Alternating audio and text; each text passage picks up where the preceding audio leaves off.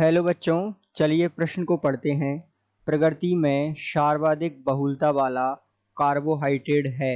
विकल्प आपके सामने दिए हुए हैं। विकल्प ए है ग्लूकोज, विकल्प बी है फ्रक्टोज, विकल्प सी है स्टार्च और विकल्प डी है सेल्यूलोज। तो आइए चर्चा कर लेते हैं। इस प्रश्न की मुख्य अवधारणा को समझते हुए हम इस प्रश्न को हल करते हैं।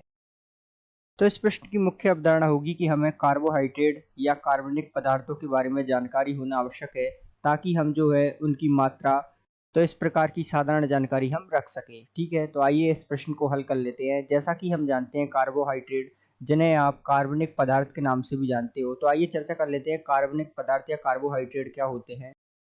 तो जो कार्बनिक पदार्थ होते हैं वो जीव जंतुओं तथा वनस्पतियों से हमें प्राप्त होते हैं। तो कार्बनिक पदार्थ किनसे प्राप्त होते हैं? हमें जीव जंतु या वनस्पतियों से। ठीक है, जैसा कि उदाहरण के तौर पर हम समझे जीव जंतु तथा वनस्पतियों से, जैसे पेड़ पौधे। तो इस प्रकार हम कह सकते हैं कि पेड़ पौधों से हमें क्या प्राप्त होता है? तो पेड़ पौधों से हमें प्राप्त होता है सेलुलोज।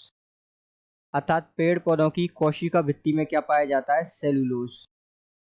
तो हम कह सकते हैं कि जो सर्वाधिक बहुलता में पाए जाने वाला कार्बोहाइड्रेट है या कार्बनिक पदार्थ है, जिन्हें हम जीव जंतुओं या वनस्पतियों से प्राप्त करते हैं, सामान्यतः पेड़ पौधे, जिनकी कोशिका भित्तियों में पाया जाता है सेलुलोज। तो इस प्रकार जो है सेलुलोज की बहुलता सर्वाधिक पाई जाती है। ठीक है, तो इस प्रकार इन सभी चीज़ों को ध्यान में रखते हुए हम इस प्रश्न के हल तक पहुंचते हैं कि जो है सेलुलोज, जो कि वनस्पतियों अर्थात जीव जंतु पेड़ पौधों की कोशिका भित्तियों में पाया जाता है, ये जो है सर्वाधिक बहुलता में उपलब्ध होता है। तो दिए गए प्रश्न का सही उत्तर विकल्प डी होगा।